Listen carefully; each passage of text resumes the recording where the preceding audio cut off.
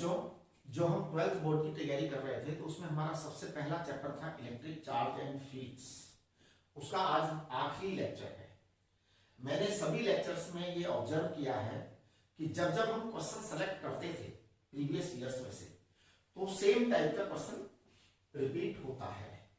इसी तरह का हो सकता है आज भी हो रहा हो, लेकिन मैंने हमेशा ये प्रयत्न किया है कि नए नए क्वेश्चन। देखिए, सबसे पहला क्वेश्चन जो आज मेरे पास है उसको आप थोड़ा समझिए सवाल को।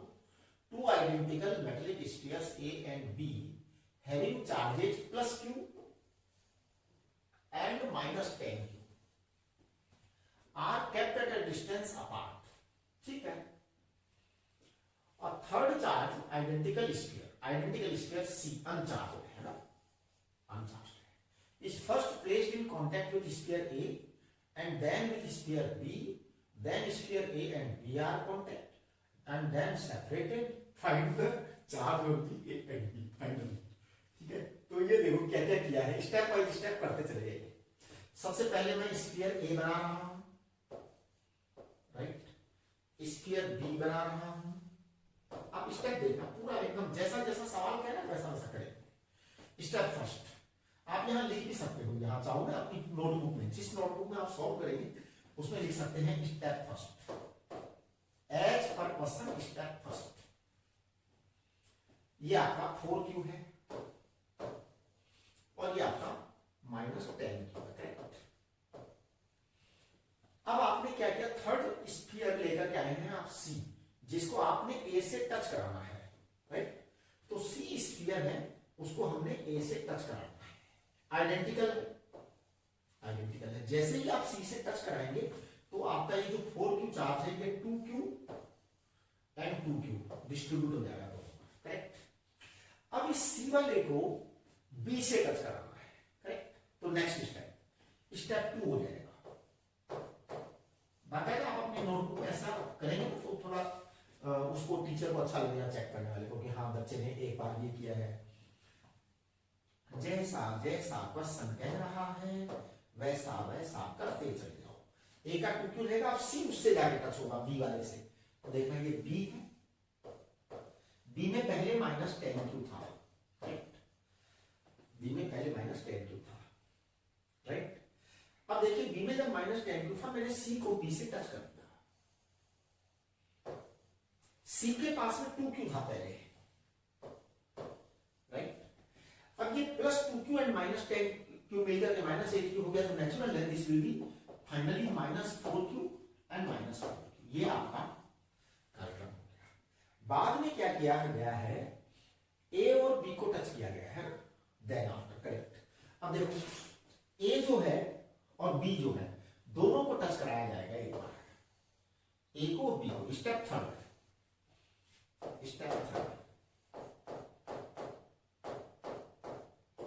तो जो स्टेप थर्ड है उसमें A और B दोनों को टच कराया गया है। जब दोनों को टच कराया गया तो टच कराने से पहले वाली चार्ज कितने कितने थे, +2Q था और -4Q था। ये A है और ये B है। साइज एक जैसी बनाने की कोशिश करना, है ना। मेरी ड्राइंग थोड़ी अच्छी नहीं है तो मैं साइज थोड़ी सी, क्योंकि आइडेंटिकल है तो it should look like identical ना, हाँ, है ना। मेरा थोड़ा सा ऐसे ही है। फिर ये क्या नया बोर्ड है तो मेरे को थोड़ा वैसे भी लिखने में प्रॉब्लम हो रही है ना। 2-4 दिन में मैं हो जाऊंगा। तो ये +2Q था, ये -4Q था। बाद में जब हम इनको अलग अलग करेंगे टच करने के बाद में, तो सीन ऐसा बनेगा फाइनल।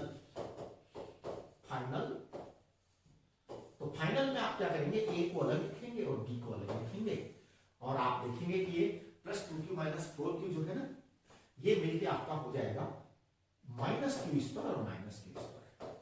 तो hence finally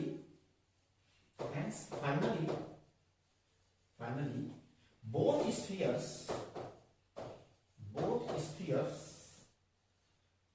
A and B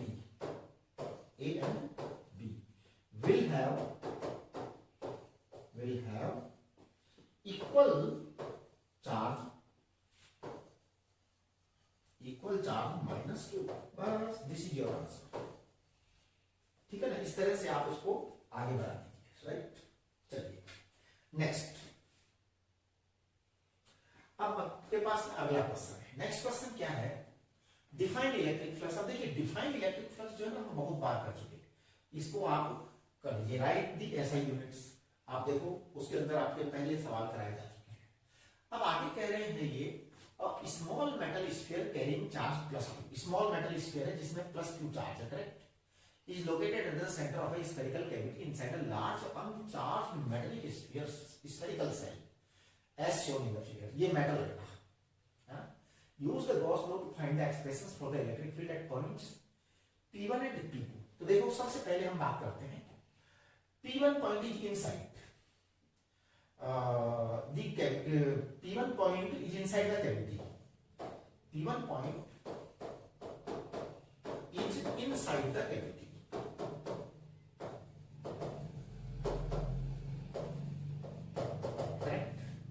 P1 point inside the cavity। If we make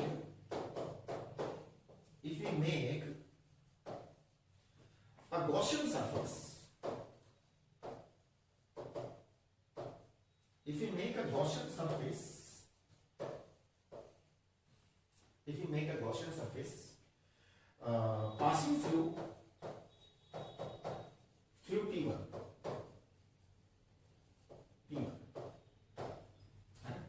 तो देखो क्या होगा, ये जो P1 है आप ये डायग्राम बनाएंगे अपनी नोटबुक में बिल्कुल डायग्राम बनाएंगे और P1 से आप एक गॉसियन सरफेस बनाएंगे,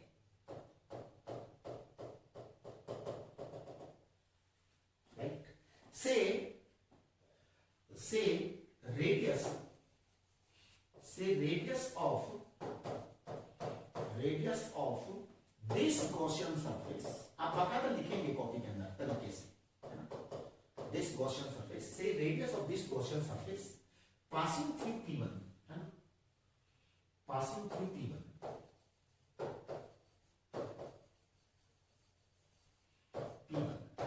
is small r, right. Now अब देखिए आप जो है ना ये मैं ऐसे लाइन खींच देता हूं, आपको क्या करना है पेज में अच्छी तरह से खोल के करना है, ठीक है ना। मेरे को क्या एक जगह दिखाने की इच्छा हो रही है इसलिए मैं ऐसे लाइन खींच दे रहा हूं, राइट। अब देखिए एज पर गॉस लॉ,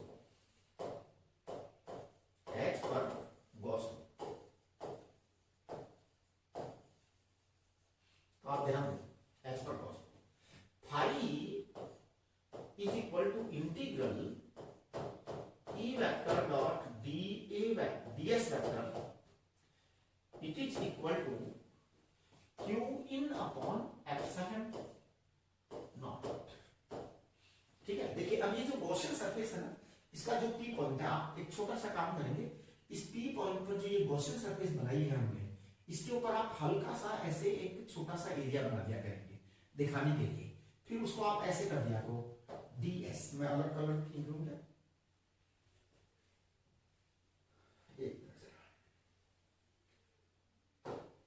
देखिए जैसे इसको है ना इसको दिखाने के लिए आप ऐसे लगा दें, ये हो जाएगा आपका ds वेक्टर, और आप अलग कलर से जो है ना वो दिखा सकते हैं क्या बोलते हैं ना de वेक्टर, मतलब e वेक्टर, यहां से e वेक्टर दिखा सकते हैं आप, या वहां एग्जाम में अलग अलग कलर के पेन ले सकते हैं, right, e vector and ds vector. तो अब देखिए क्या होगा इसके बाद में जो है ना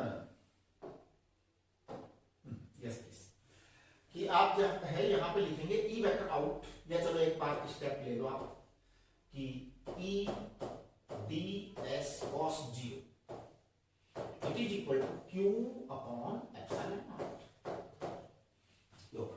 अब देखिए E को आप बाहर निकाल सकते हैं और इंटीग्रेशन ds है उसको आप लिख सकते हैं 4 pi r it is equal to Q upon epsilon naught. तो E आपका आ जाएगा यहाँ पर Q upon 4 pi r square epsilon naught, आप इसे लिख ही सकते हैं E at P1 it is equal to 1 upon 4 pi epsilon naught Q upon r square, है ना, 1 अपॉन 4 पाई एप्सिलॉन नॉट। ये पाई है बेटा, राइट, थोड़ा सा अभी क्या मेरे को प्रैक्टिस हो जाएगी 2-4-10 दिन में, इस पर लिखने की प्रैक्टिस नहीं है ना अभी।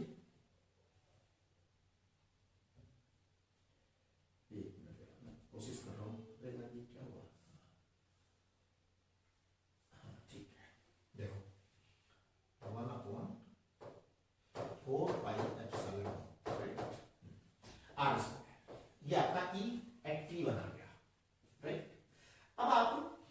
पर जो है ना इंड्यूस चार्ज की बात करेंगे।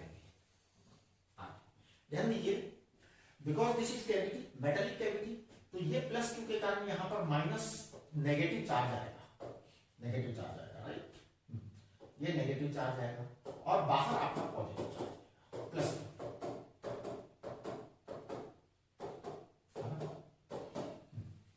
तो देखिए, due to induce charge, due to induce charge, due to induction है ना, inner surface of metal, inner surface of metallic cell, inner surface of metallic cell will be negative and outer will be positive, outer will be positive, outer will be positive, right? So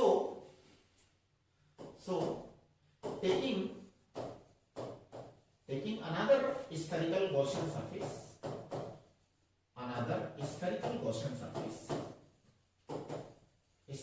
Gaussian surface, आपको रटना नहीं है, आपको सीखना है story बनाना। ध्यान दीजिए, रटना नहीं है, कुछ भी नहीं रटना, पहले दिन से रटना नहीं है, जो मेरा पहला लेक्चर हुआ था वहां से रटना नहीं है, आपको स्टोरी बनाना सीखना है, ठीक है। एक बार आपको स्टोरी बनाने आ गई ना, बस फिर जिंदगी भर स्टोरी बनाते रहोगे बस। और ये बहुत बड़ी मतलब आर्ट है, चीजों को लिखना, चीजों को बनाना। So taking another spherical Gaussian surface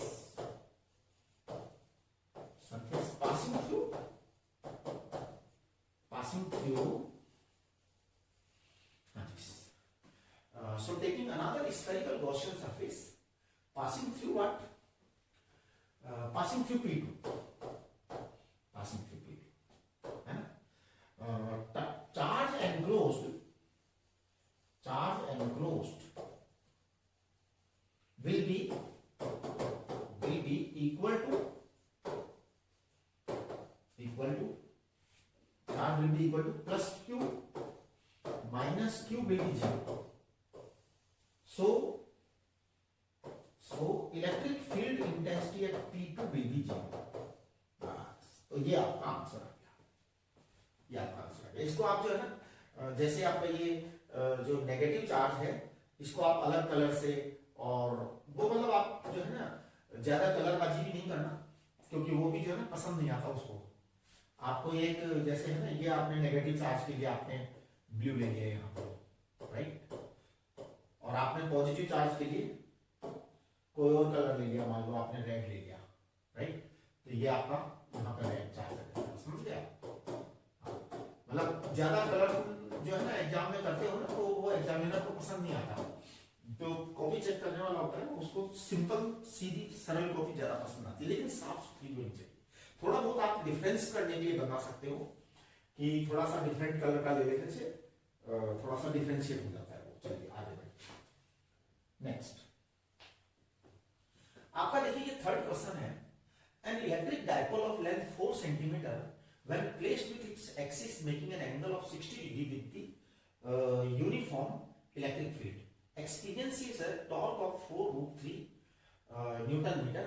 Calculate the potential energy of the dipole if it has plus minus. ठीक है, ओके, इन्होंने डायपोल का चार्ज दे दिया, 60 डिग्री पर टॉर्क दे रखा है। तो देखिए, वी नो, यहां पे मैं इसका सॉल्यूशन लिख रहा हूं, we know torque equal to TE sin theta. As per question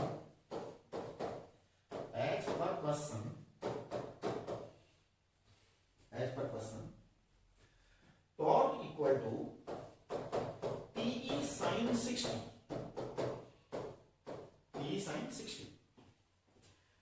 it is equal to 4√2, ये गिवन है बेटा, 4√3 सॉरी गिवन है, तो therefore PE sin 60 is √3/2, it is equal to 4√3। अब आप देखना P इंटू E कितना आएगा, therefore P into E equal to 8। अब आप आपके पास में P into E equal to 8 आ गया। आपको चाहिए potential energy. We know that, लिखेंगे आप बाकायदा, we know that U equal to potential energy it is equal to minus P vector dot E vector, it is equal to minus P cos theta, P cos theta. तो U equal to minus PE cos 60, तो minus PE cos 60 it is equal to minus 8 cos 60 equal to half, it is equal to minus 4 joule. एक बात मैं बच्चों से कह देना चाहता हूं, सबसे, मेरी कैलकुलेशन जो है ना सही होने की कोई गारंटी नहीं है। आप चेक करेंगे एक एक चीज को और आप फैसला करेंगे कि सबने सही किया है कि गलत किया है, फैसला आपका ही। लेकिन एक बात देखना कि आपको ये जांचना है कि सर ठीक कर रहे हैं क्या। ये जो क्वेश्चंस करवाने का मेरा जो पर्पज है, पूरे मैं जैसे 2 महीने 3 महीने तक कराऊंगा, उसका पर्पज केवल आपको स्टोरी बनाना सिखाना है कि आपको क्या क्या लिखना चाहिए, जो चीज है वो कंप्लीट आनी चाहिए। 1 मिनट जरा, जस्ट अ मोमेंट प्लीज। देखिए ये क्या है, a small metal charge carrying a charge q is located at the center of the spherical cavity is a large uncharged metallic plate, spherical cell. Write the charges on the inner and outer surface of the cell. Write the expression for the electric field at point p. देखो अब ये question जो है ना same question आ गया वापस से, लेकिन आपकी बात थोड़ा सा अलग है। अब की बार इन्होंने चार्ज पूछा है इनर एंड आउटर सरफेसेस पर, फिर इन्होंने लिखा right the expression for electric field at point P1। तो अब देखिए इन्होंने केवल राइट द एक्सप्रेशन के लिए पूछा है, तो आप देखिए इसमें क्या करेंगे आप कि inner surface due to induction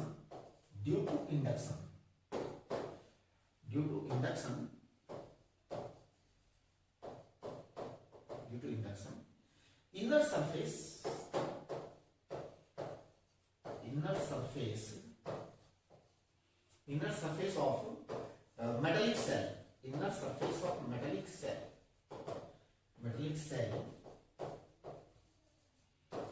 will be negative, है ना, due to induction inner surface of metallic cell will be negative and outer surface will be positive,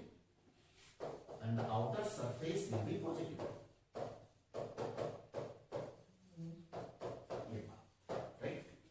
अब देखिए तो आप क्या कहेंगे, आप ये डायग्राम बना देंगे, है ना, यहीं पे डायग्राम जैसे आप लोग को बनाना है कॉपी में, है ना, मैं यहाँ पे फायदा उठा लेता हूँ। जैसे ये पॉजिटिव है तो ये आपका नेगेटिव चार्ज आएगा, इसको नेगेटिव चार्ज को आप कोई भी कलर दे दीजिए, है ना, जैसे मान लीजिए हमने एक कलर दे दिया नेगेटिव चार्ज, जैसे आपने ब्लू कलर को नेगेटिव चार्ज बना दिया, है ना, फिर आप ब्लैक पेन को जो है ना पॉजिटिव चार्ज बना देना, ब्लैक पेन को पॉजिटिव चार्ज बनाना। रेड पेन काम में नहीं लेना चाहिए, रेड पेन काम में इसलिए नहीं लेना चाहिए कि जो ये बोर्ड के टीचर होते हैं ना कॉपी चेक करने वाले, ये आपके स्कूल टीचर्स ही होते हैं, इन लोगों को रेड पेन से बहुत चिढ़ होती है, खुद काम में लेंगे रेड पेन, कहेंगे बच्चा रेड पेन काम में लेना नहीं, तो वो थोड़ा सा चिढ़ जाते हैं, आप मत काम में लो, है ना। ये आपका हो गया यहाँ पर। तो इनर सरफेस है, सो इनर सरफेस, एक minute, so charge on inner surface, so charge on inner surface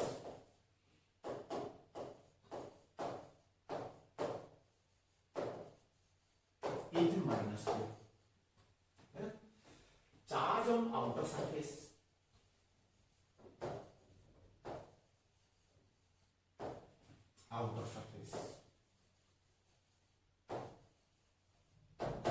it is equal to +2. Electric field on P1, है ना, given the distance is R1, है ना, देखिए सेंटर से R1 डिस्टेंस दे रखा है, तो R1 is distance of P1 from center। तो देखिए therefore E will be equal to what, 1/4 pi E at T1 है ना, 1/4πε0 Q अपॉन R1 स्क्वायर। ये आपका बस इतना ही आंसर हो गया, क्योंकि वो इतना ही चाहते हैं। इसके बाद आप अगले उस पर आ जाइए क्वेश्चन। चलिए नेक्स्ट क्वेश्चन है, two concentric metallic spherical shells of radius r and 2r are given charge q1 and q2 है ना, respectively. The surface charge densities on the outer surfaces of the cells are equal. The surface charge densities equal to concentric metallic spherical cells of radius r and 2r are given charges q1 and q2, right? The surface charge densities on the outer surfaces of the cells are equal. अच्छा अच्छा अच्छा, determine the ratio. देखिए बहुत ही आसान सा सवाल है, आपको क्या करना है, डायग्राम बनाना है। एक बार आपको सेल बनानी है r रेडियस की, एक आपको सेल बनानी है 2r रेडियस की, राइट, 2r रेडियस की सेल बनानी है आपको। आपको इसके ऊपर चार्ज q1 दिया हुआ है, राइट, आपको सेल्स पर चार्ज q2 दिया हुआ है दूसरे पर, तो नेचुरल है कि ड्यू टू इंडक्शन इफेक्ट्स इसकी इनर सरफेस पर माइनस q1 आएगा। हाँ जी, इसकी इनर सरफेस पर माइनस q1 आएगा और आउटर सरफेस पर plus q1।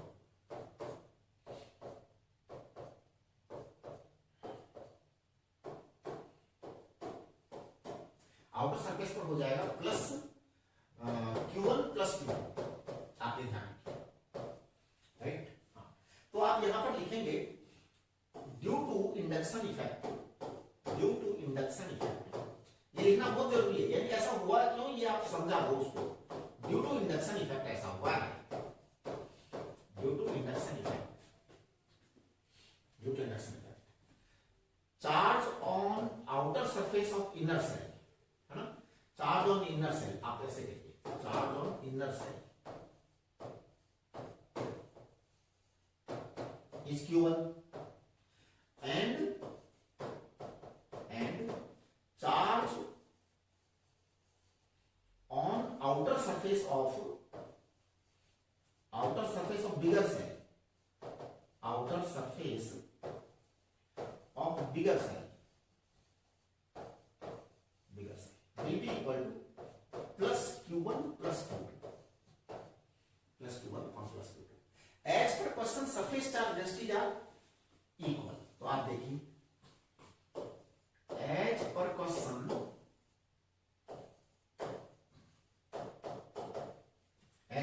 sigma 1 is equal to sigma 2। अब आप देखिए सिग्मा 1 को मैं लिख रहा हूं q1 upon 4 pi r square, sigma 2 को लिख रहा हूं q1 plus q2 upon 4 pi into 2r whole square. अब आप चेक करो, आपको q1 q2 का रेशियो चाहिए ना, तो बिल्कुल आ गया आपका, देखना ये आपके पास आ गया। तो q1 equal to q1 plus q2 upon 4, या तो आप ऐसा करिए 4 q1 लिख लीजिए यहां पर और यहां लिख दीजिए q1 प्लस q2, तो फिर यहां सॉरी q1 प्लस q2,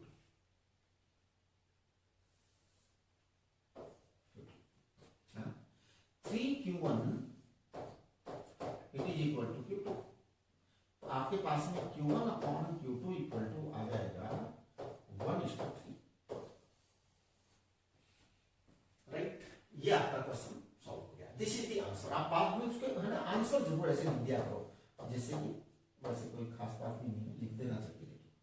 अब आपका नेक्स्ट क्वेश्चन है, calculate the amount of work done in turning an electric dipole of dipole moment this 3 to 10⁻⁸ from its position of unstable equilibrium to the position of stable equilibrium। बहुत ही important सवाल है, unstable से stable equilibrium पर जाना है। तो देखिए we know the unstable condition, the unstable position,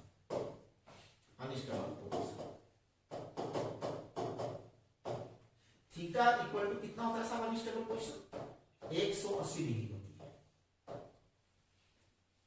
180 degree unstable position होती है। स्टेबल पोजीशन क्या होती है थीटा? 0 डिग्री। स्टेबल पोजीशन होती है position theta equal to 0 degree. आप चाहो तो एक छोटा सा डायग्राम भी बना सकते हो, चाहो, वैसे कोई खास बात नहीं है। जैसे आपने ये यूनिफॉर्म इलेक्ट्रिक फील्ड बना दी, तो these are parallel field lines. Electric field है intensity uniform electric field, right. आपने अगर यहां पर -q चार्ज रखा है और ये +q चार्ज रखा है, तो ये जो है ये डायरेक्शन सेम है, थीटा इक्वल टू 0 डिग्री है, राइट। अगर आपने ऐसा कर दिया तो ये +q है और ये -q है। अब आपका डायपोल इधर की तरफ है, ये थीटा इक्वल टू 180 डिग्री। इन्होंने क्या किया है, इन्होंने कहा है calculate the amount of work done in turning an electric dipole of dipole moment from its unstable position to stable position. देखिए अब देखो, अनस्टेबल पोजीशन से स्टेबल पोजीशन पर वो खुद ही जाना चाहता है, डायपोल स्वयं नहीं जाना चाहता है ना। You know that work done is, we know that work done W equal to P E cos theta 1 minus cos theta 2, ये आपको पढ़ाया गया है ना, वर्क इक्वल टू, है ना। अब देखिए इन्होंने P को तो P कहा है, तो P को आप लिख दीजिए 3 × 10⁻⁻8। E को इन्होंने कहा है 10⁻3, E को इन्होंने बोला 10⁻3 and that is 10⁻�8। cos theta 1 यानी 180 डिग्री। हाँ जी, पहले वाला केस 180 डिग्री है, दूसरे वाला केस 0 डिग्री है ना। अगर कोई बच्चा नाराज हो रहा है कि सर आपने दूसरे वाले केस को पहले बनाया है और पहले वाले केस को बाद, दूसरे वाले केस को पहले वाले केस को बाद में बनाया, आप ऐसा करो, उल्टा बना दो यार, नाराज क्यों होते है ना। हाँ कोई दिक्कत नहीं, बना दो उल्टा। पहले वाले को पहले बनाओ, बाद वाले को बाद में बनाओ। जो पहले वाली कंडीशन उससे पहले लो, बाद वाली कंडीशन उसको बाद में ले लो, ठीक है उस। हाँ अब देखिए आप, ये आ जाएगा 3 × 10⁻⁻5, 180 डिग्री -1 ये -2 आ जाएगा। तो देखिए ये आ जाएगा -6 × 10⁻⁻5। ये नेगेटिव और क्या है, बिल्कुल नेगेटिव आना भी चाहिए, नेगेटिव आना चाहिए। कारण कि ये वाली जो कंडीशन है इसे ये अपने आप ही जाना चाहेगा, आपको प्रयत्न करने की जरूरत ही नहीं है। अनस्टेबल कंडीशन से स्टेबल कंडीशन में ले जाने में आपको कभी प्रयत्न नहीं करना पड़ता। इस जीवन में प्रयत्न करना पड़ता है जब हम उसको स्टेबल से अनस्टेबल ले जाते हैं, ठीक है। चलिए नेक्स्ट, अगला सवाल देखिए।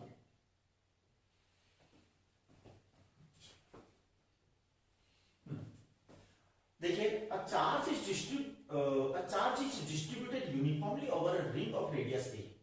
Obtain an expression for the electric field intensity E at a point on the axis of the ring. Hence show that for points at large distance from the, ये एक डेरिवेशन है। अब ये डेरिवेशन आया 3 number का ही था, लेकिन अब इसमें करना तो पूरा काम पड़ेगा, ठीक है ना, एकदम कंप्लीट करना पड़ेगा। Charge is distributed uniformly over a ring of radius a. तो देखिए सबसे पहले आप एक रिंग बनाइए रेडियस ए, करेक्ट। ये सेंटर है रिंग का, इसकी रेडियस आप ए दिखा दीजिए, ओके। इस पर आप यूनिफॉर्मली डिस्ट्रीब्यूटेड चार्ज कर दीजिए, चार्ज इज डिस्ट्रीब्यूटेड यूनिफॉर्मली, है ना। तो आप कैपिटल Q चार्ज इस पर डिस्ट्रीब्यूट कर दीजिए, right. Ring is having all round uniformly distributed charge, right. ये आपने कैपिटल Q चार्जेस पर डिस्ट्रीब्यूट कर दिया। आपने इसकी एक्सिस पर एक पॉइंट ले लिया कि x डिस्टेंस पर, करेक्ट। अब आपको यहां पर इसका वो निकालना है, इलेक्ट्रिक फील्ड इंटेंसिटी, करेक्ट। तो देखिए आप क्या करेंगे इसके लिए consider elemental piece of ring, है ना। तो consider elemental piece of ring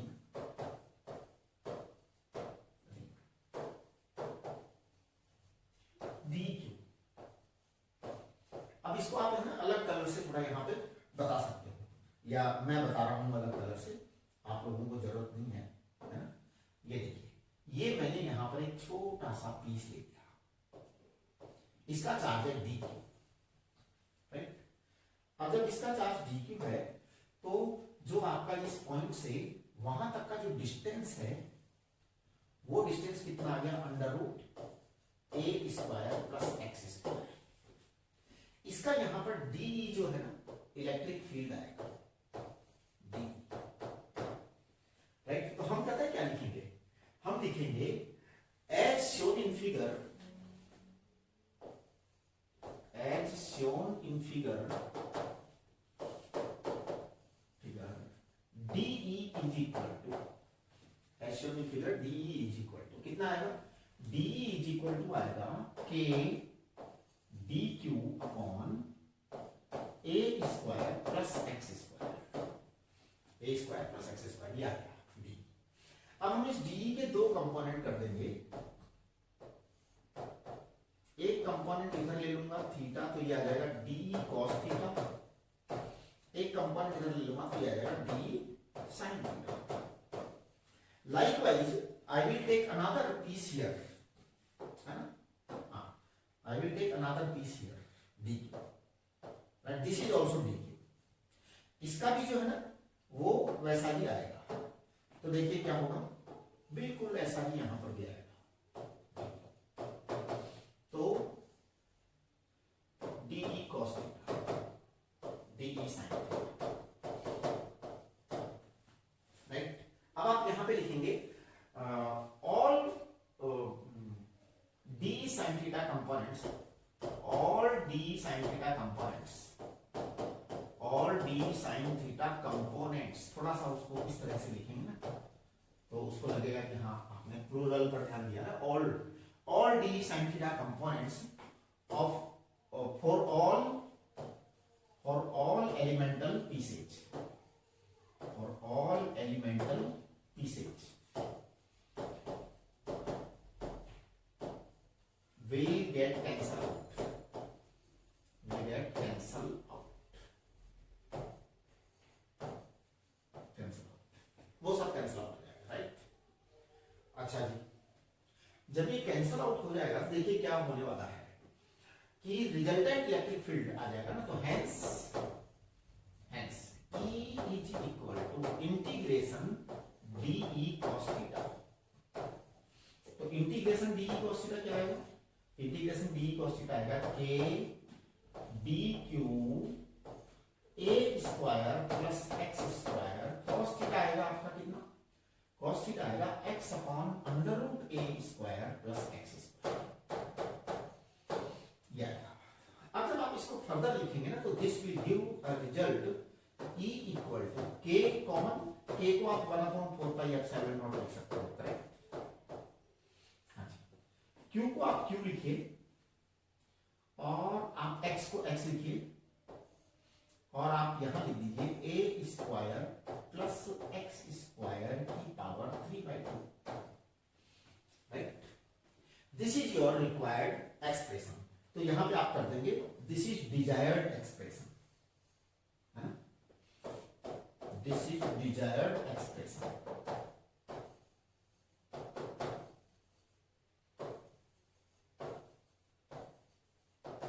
अब देखिए आप, so this is desired expression, correct।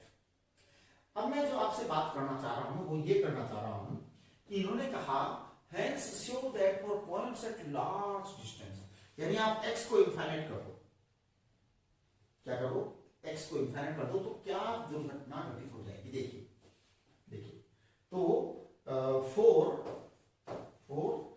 x tends to greater than a, बहुत ज्यादा होगा, तो आप a को क्या करेंगे, नेग्लेक्ट कर देंगे, a को नेग्लेक्ट कर देंगे तो a विल बिकम 0, तो a square will become approximately 0, a square will become approximately 0।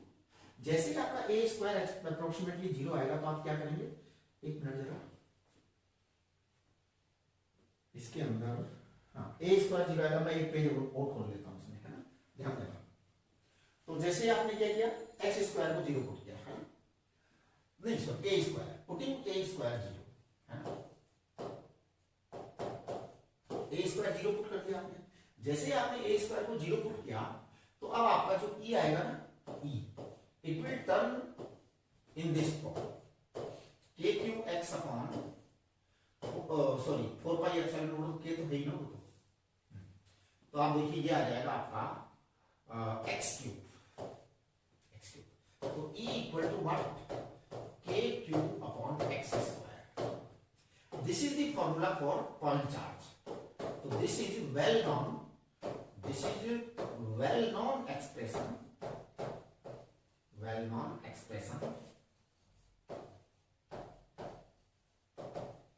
for the this is well known expression for the electric field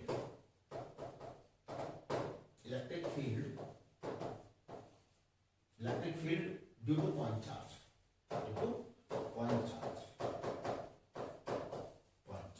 right? ये जो बात दूसरी वाली कहना चाहते हैं उसको आप अच्छी तरह से लिख दीजिए। hence for large distances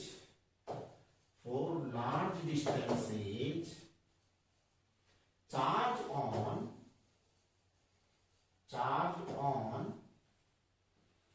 ring behaves as a point charge, ठीक है ना। तो आप देखिए हमने क्या किया, हमने कुछ ऐसा किया कि जो ये आपका था ना, ये तो हमने यहाँ पे पूरा डेराइव कर दिया जैसा करना चाहिए था, राइट। फिर हमने इसके बाद में यहाँ पे ये लिखा A square is approximately becoming 0 in comparison to X, या आप इसको चाहो तो ऐसा भी लिख सकते हो कि A square upon X square is approximately 0। You can write like this also, है ना। तो ये आप इस तरह से जो है ना ये क्वेश्चन कर देंगे। अब आप देखिए हम अगले क्वेश्चन पर आते हैं। अगला क्वेश्चन है, ये क्वेश्चन बड़ा अच्छा सवाल है और देखिए क्या कह रहे हैं ये। A hollow cylindrical box of length 1 meter and area of cross section this is placed in 3-dimensional coordinate system as shown in the figure. The electric field in the region is given by this x. देखिए electric field जो है ना आपको दे रखा है, ये यहां देखो आप इलेक्ट्रिक फील्ड दे रखा है ये, है ना 50 x i कैप। तो इसका मतलब y और z में नो इलेक्ट्रिक फील्ड। तो आप लिखेंगे कि एज पर क्वेश्चन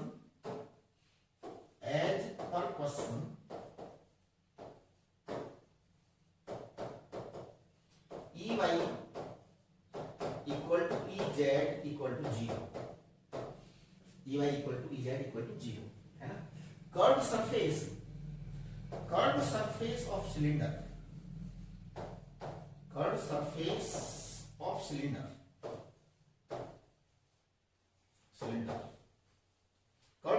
cylinder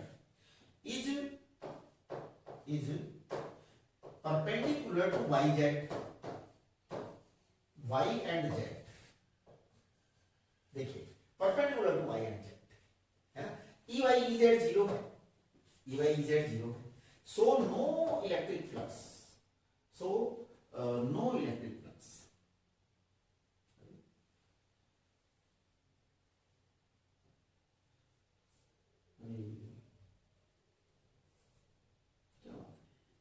क्या मेरे को भी प्रैक्टिस नहीं हुई ना,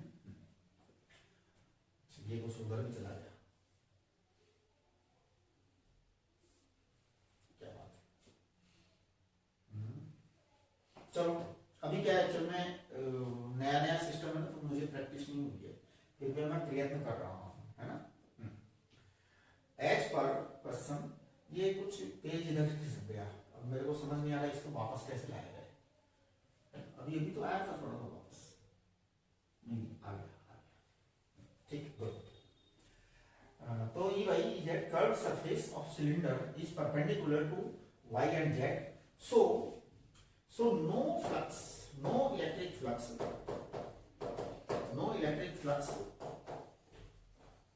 will be linked, no electric flux will be linked with curved surface, no electric flux will link with curved surface. Curved surface से साहब कोई फ्लक्स नहीं होगा। All entire flux will be with the जो है ना वो with the only plane surfaces. अब देखिए ये जो डिस्टेंस दे रखी है ना, ये यहाँ पे इन्होंने 1 मीटर दे रखी है हाँ? यहाँ थोड़ा सा आपको ध्यान देना पड़ेगा। This distance is given 1 metre. और आपको मैं बताऊं कि सिलेंडर की जो लेंथ है ना वो भी 1 मीटर दे रखी थी, है हाँ 1 मीटर लिख रखा है, देखो ये रखा। तो सिलेंडर की लेंथ भी 1 मीटर है। इसका मतलब लेफ्ट साइड वाला जो प्लेन सरफेस है वो 1 मीटर दूर है, राइट साइड वाला प्लेन सरफेस जो है 2 मीटर दूर है। तो देखिए for the left side surface, left side plane surface, for the left side plane surface, for the left side plane surface, left side plane surface, for the left side plane surface. तो ध्यान दो, for the left side plane surface क्या होगा, left side plane surface phi in होगा साहब, उसमें phi इन side आएगा इसमें, और वो आएगा ई इंटू एरिया। तो देखिए phi in for the left side surface है ना, ई कितना आएगा बेटा, ई आएगा आपका 50x, 50x, x माने 1, एरिया कितना है 25 सेंटीमीटर स्क्वायर। सेंटीमीटर स्क्वायर को लिखेंगे 10⁻⁴, तो ये आपका आ जाएगा कितना 0.125, 0.125 क्या 0.125 आ जाएगा कितना आपका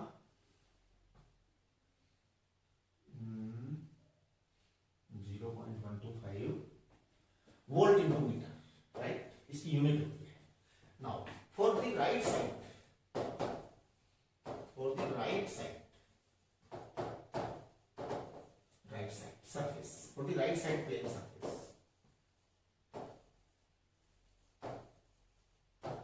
for the right side plane surface, phi out,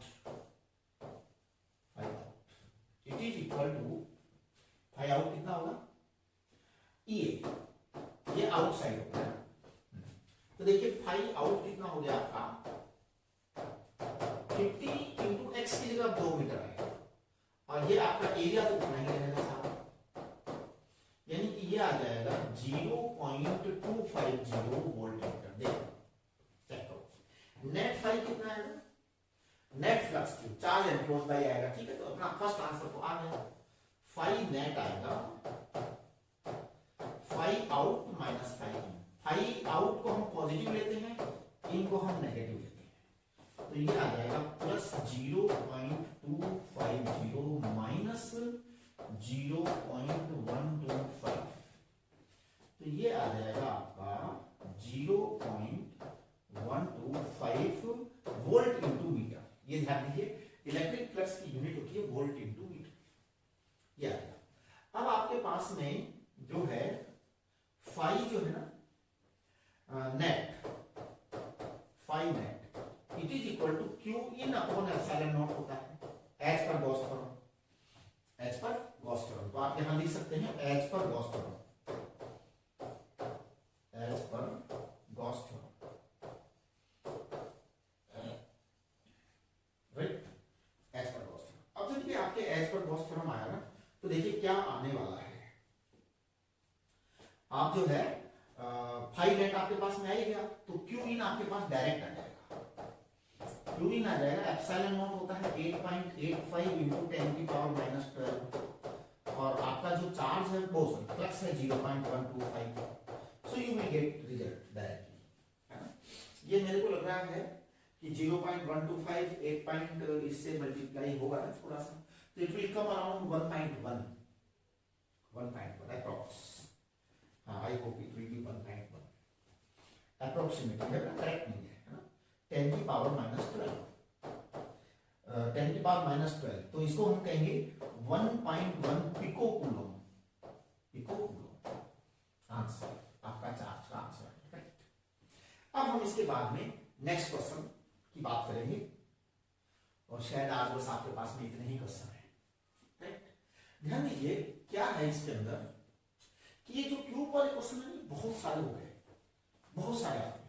अब पता नहीं क्या करते हैं, वो कभी क्यूब को इधर लगा देते हैं, इधर लगा देते हैं। तो देखिए अब क्या कर दिया, आज की बात इन्होंने एक को इधर लगा दिया, तो कोई दिक्कत नहीं। नेट इलेक्ट्रिक फ्लक्स हम निकाल देंगे, नेट चार्ज निकाल देंगे। सी एक्स दे रखा है इन्होंने, सी एक्स दे रखा है। तो देखो आप कहेंगे E Y and E Z zero है। पहले तो ये समझाना बहुत जरूरी है कि कहां से फ्लक्स नहीं गुजरेगा। एक्चुअली में ये है ना, सारा इस क्वेश्चन के अंदर सबसे इंपॉर्टेंट चीज यही होती है कि आपको ये समझाना पड़ेगा वहां पर कि फ्लक्स कौन से उसमें से नहीं निकलेगा, पास नहीं होगा फ्लक्स, राइट। तो देखिए क्या है आपका, हम कहेंगे कि for the as given that E vector is only along x direction,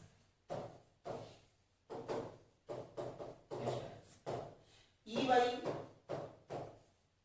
is equal to Ez is equal to 0, Ey equal to Ez equal to 0, ये सब 0 है ना। तो hence no flux will pass through the surfaces, those are parallel to x-axis, हाँ parallel to x-axis है ना। So no electric flux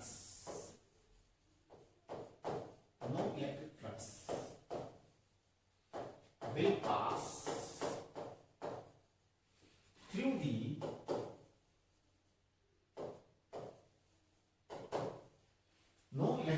will pass through the surfaces parallel to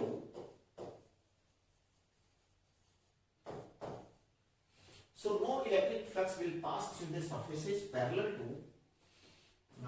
x direction। x direction के parallel कौन कौन होंगे बताओ, जो y और z के परपेंडिकुलर, राइट। अच्छा फिर फ्लक्स कहां से निकलेगा, जो x के परपेंडिकुलर होंगे। तो अब देखिए आप यहां पर डायग्राम बना सकते हैं अपना, और डायग्राम बना करके और थोड़ा सा इनका जो है ना नेमिंग भी कर सकते हैं। जैसे देखो मैं यहां पे नेमिंग कर दे रहा हूं इसका, ए बी सी डी है ना, और मैं यहां पे कर देता हूं ई एफ जी एच। आप ये डायग्राम बनाएंगे, मैंने इसी के अंदर कर दिया है ना। पहले मैं भी बनाता था व्हाइट बोर्ड पर जब करते थे, अब मेरे को आज मौका लग गया, समझ गए ना। तो देखिए hence phi A E F D equal to phi B C G F equal to phi E F G H equal to phi एक वो बचेगा ना पीछे वाला C G H D it will be zero, ये zero हो गया, right. चलिए अब देखो आप कि क्या बात है। अब हम बात करेंगे flux now flux from flux for ABCD and EFGH। तो देखिए क्या होने वाला है, हम बात करेंगे फ्लक्स ABCD, इसको मैं कहूंगा फाई इन, यानी एंट्री कर रहा है। फाई क्या कर रहा है, एंट्री कर रहा है। तो एंट्री कर रहा है, तो यहां पर A है भैया, और ऊपर वो CX दे रखा है। तो देखो EA, ये तो हमारा फंडामेंटल फॉर्मूला है ही है। अब इस EA को पता है क्या लिखूंगा, C इंटू एक्स, एक्स को लिख रहा हूं A, और आपका A स्क्वायर है, तो कुल मिला के आ जाएगा C इंटू A क्यूब। ये फाई इन हो गया।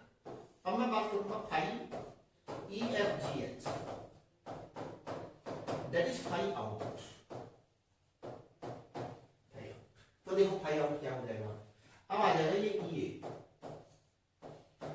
ये को पता है क्या लिखूंगा मैं, c इंटू 2a लिखूंगा। हाँ, क्योंकि वो 2a डिस्टेंस पर है, तो 2ca क्यूब। अब देखिए फाई नेट, नेट में क्या करेंगे हम, फाई आउट में से फाई इन को सब्ट्रैक्ट करेंगे। फाई आउट में से ही फाई इन को सब्ट्रैक्ट करना, ये ध्यान रखना। Phi out is always positive, phi in is always negative. अच्छा एक बात बताओ, अगर ये इलेक्ट्रिक फील्ड ये फ्लक्स ऐसे दे देते तो अच्छा, यहाँ पे क्या बात है, उन्होंने फ्लक्स की डायरेक्शन ऐसे कैसे दे रखी है भाई? नहीं, हमें कोई मतलब नहीं, क्योंकि उन्होंने हमारे को ई दे रखा है, तो हमारा काम तो अपनी जगह पे सही है ना। ये वैसे इस तरह से इनको नहीं लिखना चाहिए, ये जो इन्होंने बता दिया, ये तो बोर्ड वाले है ना, बना देते हैं कुछ भी, ऐसे नहीं कर सकते। ये जो है ना, ये चीज नहीं बोल सकते इस तरह से, ये फंडामेंटली जो है ना गलत बात बोली गई है। क्यों बोल, मतलब एक्चुअली नॉट रिक्वायर्ड। ये क्या कहना चाह रहे हैं इस डायरेक्शन को शो करके पेपर में? जब आप यहां लिख चुके हो तो दिस इज मच वेरी, मतलब मोर देन एनफ, सफिशिएंट है ये, इससे ज्यादा लिखने की आवश्यकता है ही नहीं कहीं पर। ओके, चलिए कोई बात नहीं। Twice C A cube minus C A cube it is equal to C A cube, C A cube. अच्छा, तो अब हम इसको पता है क्या लिखेंगे, this is the answer number 1, this is first answer, है ना। अब हम यहां पर एक चीज ये करना चाहते हैं कि सेकंड वाला निकालना चाहते हैं, तो देखिए phi net equal to Q in upon epsilon naught it is equal to C A cube, है ना। इसके अंदर आप यहां पे एक लाइन लिख सकते हैं, यहां बीच में चाहे तो एज पर गॉस थ्योरम यहां पे लिख सकते हैं एक लाइन, है ना। देखो मैं बताता हूं, एज पर गॉस थ्योरम ऐसा लिख सकते हैं,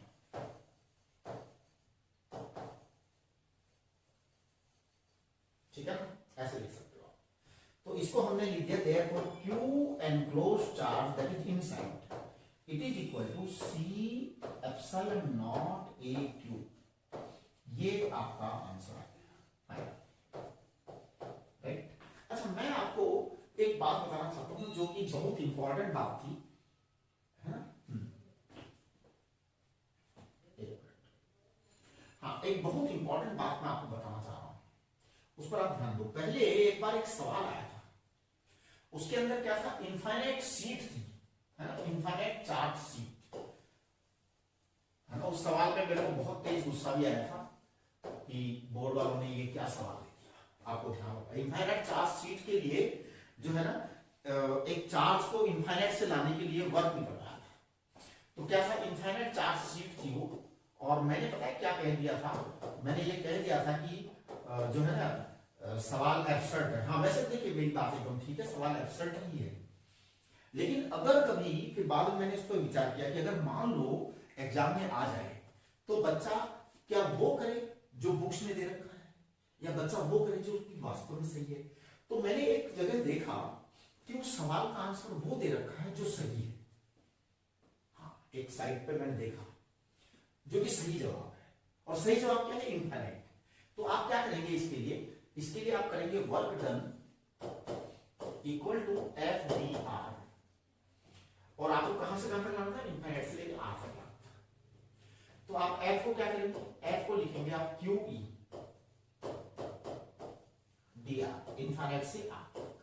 फिर आप इसको लिखेंगे क्यू को बाहर, और ई को क्या लिख देंगे आप, ई को लिख देंगे सिग्मा अपॉन 2 एप्सिलॉन नॉट। वो वाला सवाल कर रहा हूं मैं, उसमें इनफाइनाइट से आर तक कर देंगे। फिर आप इसको क्या लिख देंगे, Q sigma upon 2 epsilon not, और यहां पर आप आर, फिर आप लिमिट लगाएंगे इनफाइनाइट से आर तक, और आपका आंसर आएगा इनफाइनाइट। आप इनफाइनाइट आंसर दीजिए, then you will get complete marks. So this is the good answer. वो जो मैंने उस दिन आंसर बताया था, क्योंकि बहुत जगह, मतलब 4-5 जगह वही एक घिसा पिटा सा आंसर दे रखा था। क्या दे रखा था उन्होंने दे रखा था E equal to V upon R, और V equal to E R, V equal to E R, है ना। एंड V इक्वल टू जब ई आर दे रखा था तो हमने कह दिया था वर्क इक्वल टू क्यू भी, फिर हमने कह दिया था Q sigma upon 2 epsilon not. हमने क्या कह दिया था, वो मतलब मेरे को क्या कई जगह ये चीज दिखाई मिली, तो मैंने कहा चलो ठीक है यार कुछ कर दो अब जैसा भी है ना। लेकिन फिर बाद में मेरे को एक बहुत मतलब ऑथेंटिक साइट पर वो भी चीज मिल गई मेरे को, वो ध्यान नहीं है ना। ये चीज गलत है, that is correct, infinite is the right answer. तो आप वो कर गए, इनफाइनाइट वाला आंसर कर गए, है ना। और मुझे लगता है कि अगर सीबीएसई की कोई ऑथेंटिक प्लेस है वहां भी ऐसा ही होगा, क्योंकि इनफाइनाइट ही होना चाहिए, ठीक है। तो आज हमने बहुत कुछ कर लिया, और आज के साथ ही हमारा जो है ना फर्स्ट चैप्टर एंड हो गया। कल से हम स्टार्ट करेंगे सेकंड चैप्टर। तो chapter first is and. First chapter कौन सा है आपका, electric charge and electric field वाला चैप्टर जो है ना, उसके बड़े छोटे सारे क्वेश्चंस हो गए, राइट। तो कल से हम जो है सेकंड चैप्टर स्टार्ट करेंगे, वो क्या है, पोटेंशियल एंड कैपेसिटेंस वाला जो है ना, उसको चालू करेंगे।